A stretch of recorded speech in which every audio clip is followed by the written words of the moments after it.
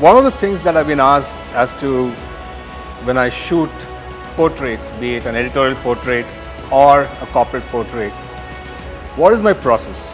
How different is it from the other shoots that I do? Once we start shooting, right, what I've realized is most of the times you spend just about 5 minutes of shoot and it's 15 minutes of getting the person to be comfortable in front of the camera. How do you do that? Whenever I get into a shoot, be it a corporate or an editorial shoot, is to understand what is the end product going to look like? Where is the picture going to be used? That is very important, because unless you understand how the final product is going to look or where it's going to be used, you will not be able to get the right visual. The second thing is that you've got to understand who you're shooting. You've got to do a lot of research about the person. Once you've done your research and once you get onto the floor to start shooting, talk to them. Since you've already done your research, you know about them. So you start talking to them about things that they enjoy, things that they like, things that they do. Once the conversation starts, they get familiar with you, they get relaxed in front of the camera, and that's when you get the best portraits. So you've got to get your subject to ease out, and that is very important. They have to be comfortable.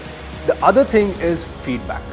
It's very important. The person has to know whether they're doing it right, they're doing it wrong, how are they doing it wrong, anything. Keep talking to them, tell them how the shoot is going.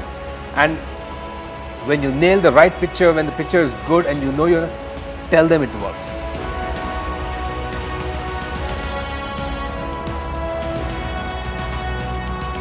So the last thing that I want to share is whenever I'm shooting a portrait session, I always have live tethering. That is, I have the camera connected to my laptop or my system where I can constantly monitor as to how the images are turning out.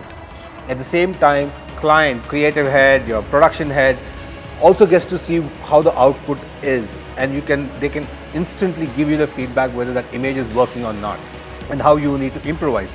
So these are a few things that have worked amazingly well for me, with feedback, with research, with knowing about the person, talking to the person, having a live setup to review your pictures.